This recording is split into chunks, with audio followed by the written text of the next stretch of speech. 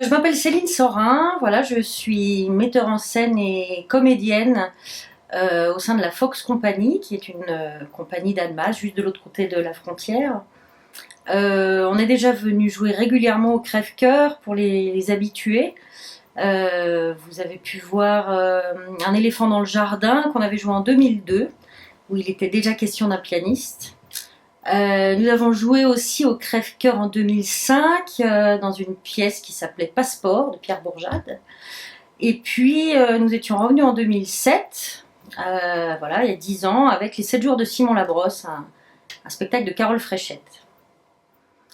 Dernièrement, j'ai mis en scène aussi au Crève-Cœur La Poupée Titanic avec Anne Vaucher, c'était en 2013, si je ne m'abuse. Voilà, alors nous sommes la Fox Company. C'est une compagnie qui tourne un peu partout en France puisque nous produisons chaque année au Festival d'Avignon. Et nous avons eu l'envie de monter un spectacle autour d'Éric Satie, qui est un compositeur français du début du siècle. Et lorsque l'idée a germé de monter ce spectacle, connaissant le Crève-Cœur, il nous semblait indispensable de pouvoir le créer ici, pour des raisons d'intimité. Voilà, l'atmosphère du Crève-Cœur, c'est quelque chose de très spécial. Et je n'imaginais pas vraiment ce spectacle ailleurs qu'ici.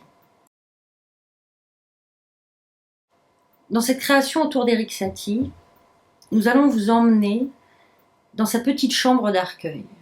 Éric Satie habitait dans un tout petit appartement à Arcueil, en banlieue parisienne, et il n'a jamais laissé personne y rentrer de son vivant. Alors nous allons l'accompagner, nous allons le retrouver au milieu de sa musique, si intimiste, si bouleversante.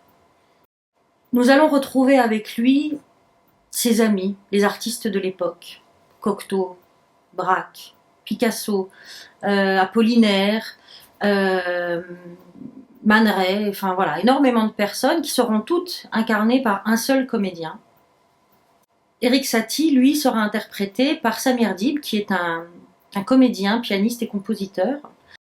C'est un pianiste qui a été très influencé par Éric Satie et qui se sent très proche de son univers.